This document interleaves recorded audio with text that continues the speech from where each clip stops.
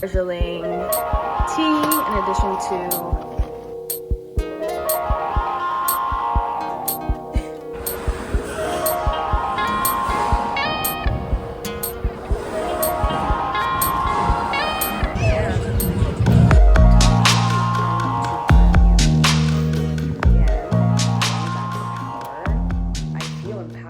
I feel like I can actually stand in this world.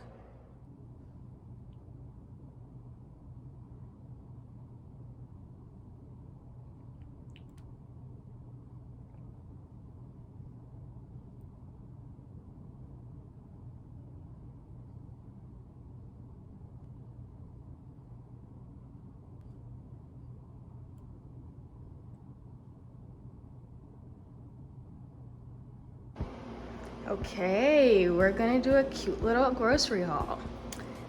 I got broccoli. I went to 2 different grocery stores. One that's kind of bougie and then one that's not.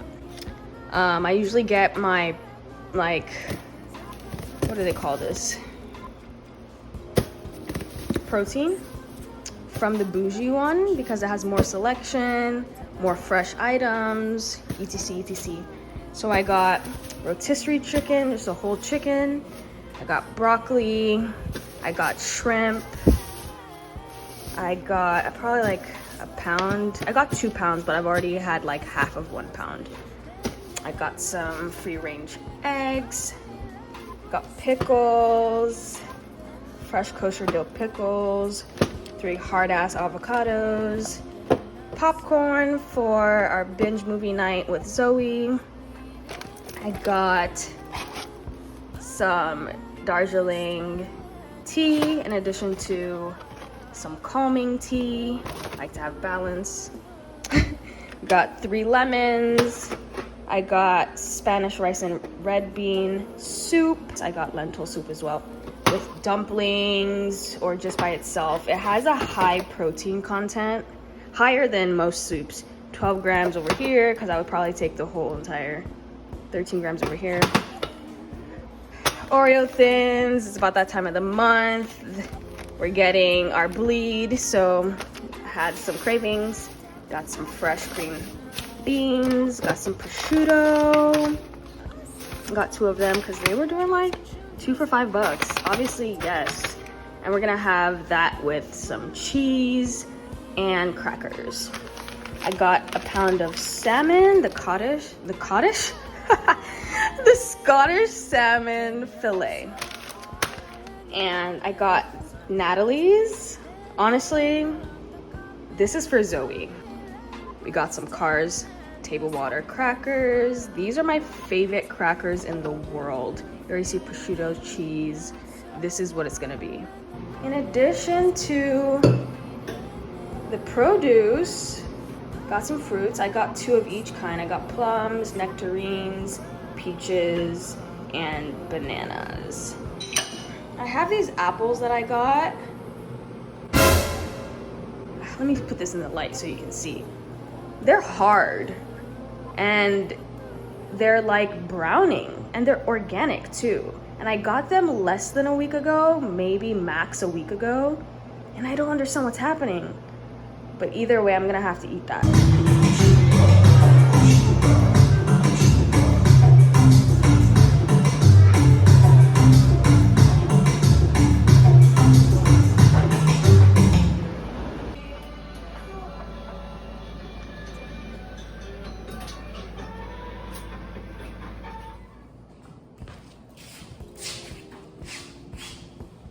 Oh, guys, this is fucking nasty.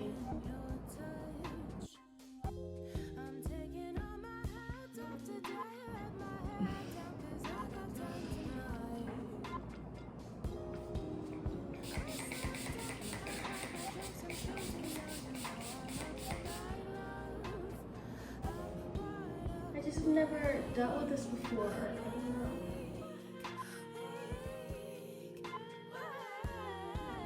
Just like things are touching me. They're eggs, literally. Fucking eggs, bro. I hate shit like that.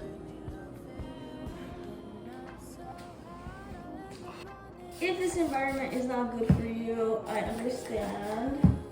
I at least want to try and give you what you need.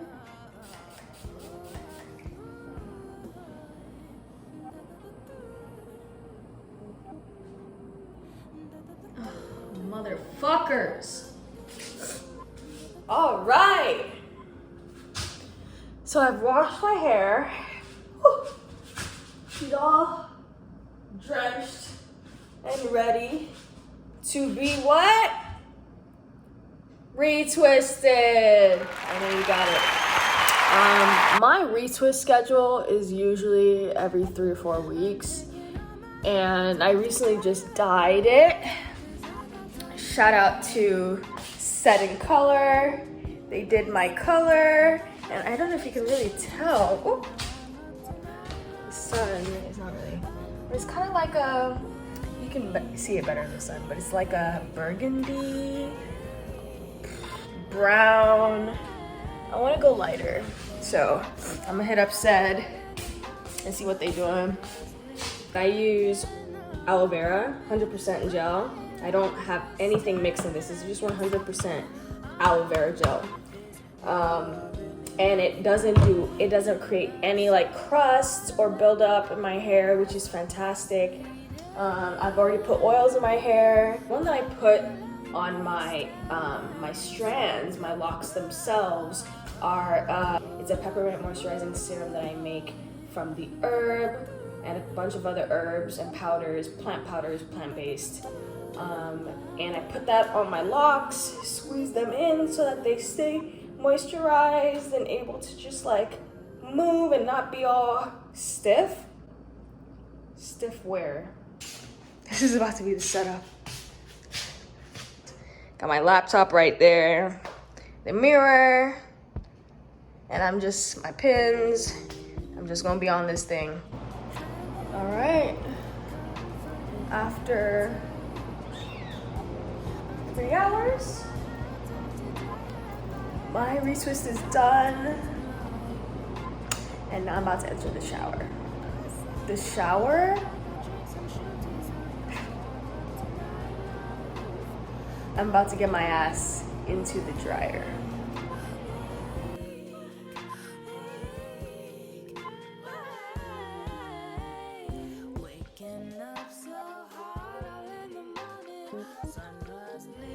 Say hi. Central Park. Literally. Try not to be part of Central Park 6 and 7. Oh, God forbid.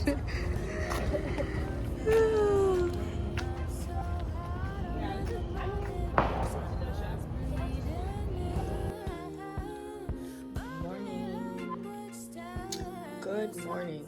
Have our smoothie.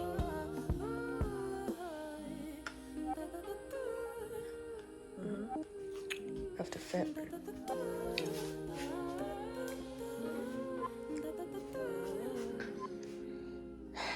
And we are ready to go to the gym.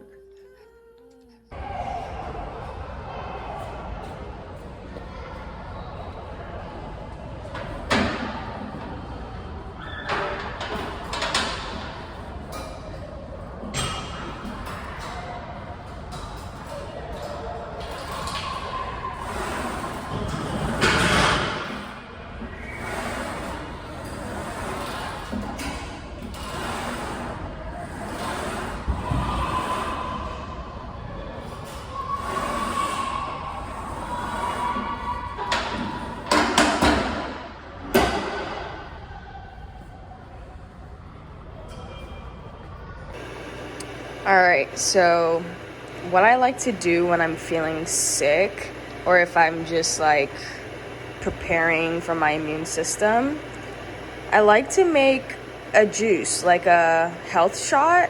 And I usually do lemon, ginger, an apple, turmeric, and cayenne pepper. I just got this, so. And then I'm also on my period, so I'm gonna give my ovaries some nettle leaf tea, which is why that bad boy is going. And got my water, gotta stay hydrated. And I have oatmeal being made. I don't know about you guys, but I like to put cinnamon and ginger in my oatmeal and then like top it off with some ingredients. But ginger makes a huge difference. Like, I don't know, it just brings out the cinnamon. Yeah, and today was my first day of my period. I'm feeling absolutely fucking uncomfortable. I'm feeling uncomfortable. And I'm also hungry. It's 11:26. I've been up since like 9:30. I haven't eaten because I've just been in pain. So the concept of like getting up to make anything or even just like eating while in pain, just they don't mix for me. So I'm gonna get this situated.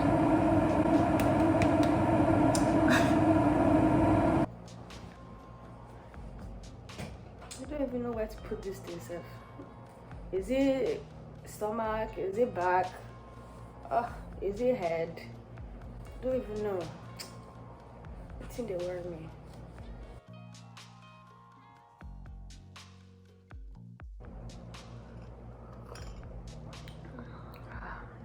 That calmed my spirit immediately. I barely took a sip. I was like, okay, I'm gonna be fine. That's what herbs do for me. That's what tea does for me. I've been thinking a lot about giving away power, giving away one's power, and why one would do that, and what happens when people do that, when I do that. I think when you grow up not being celebrated for the things that make you you, for the traits, the abilities that you have, you end up searching for yourself in the world, in people, in career opportunities, in academics.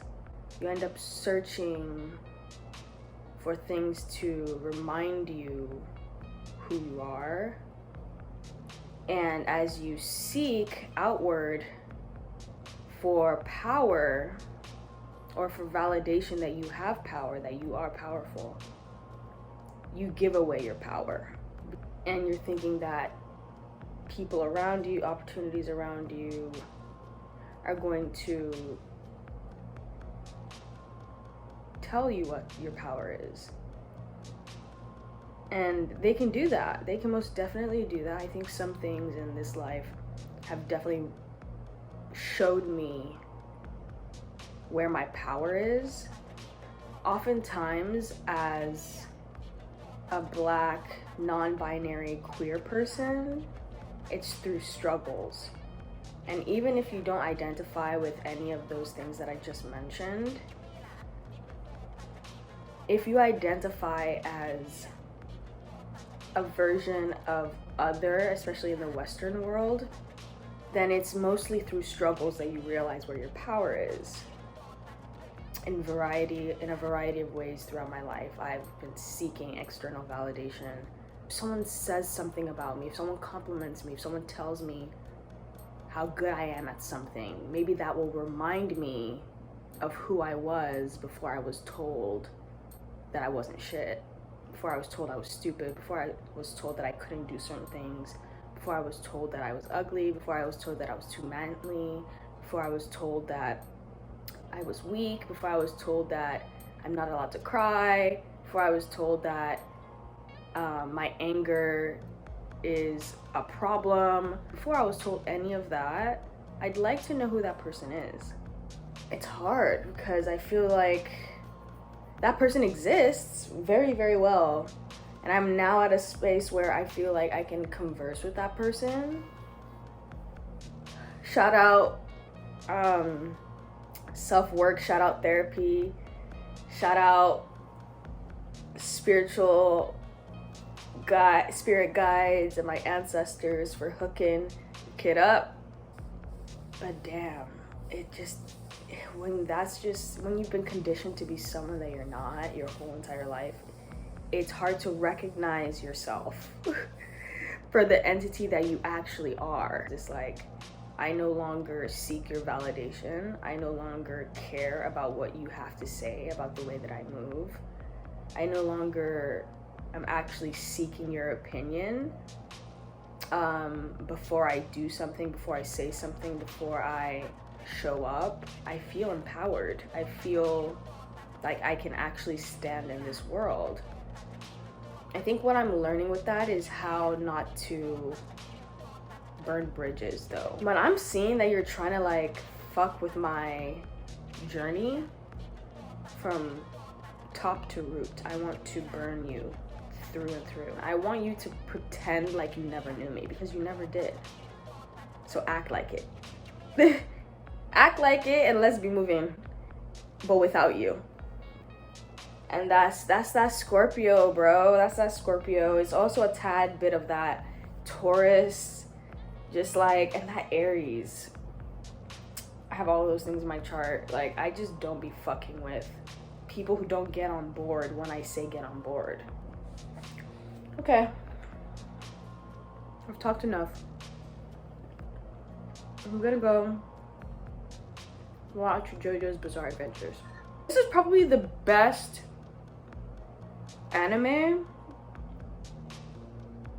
action anime I've ever watched.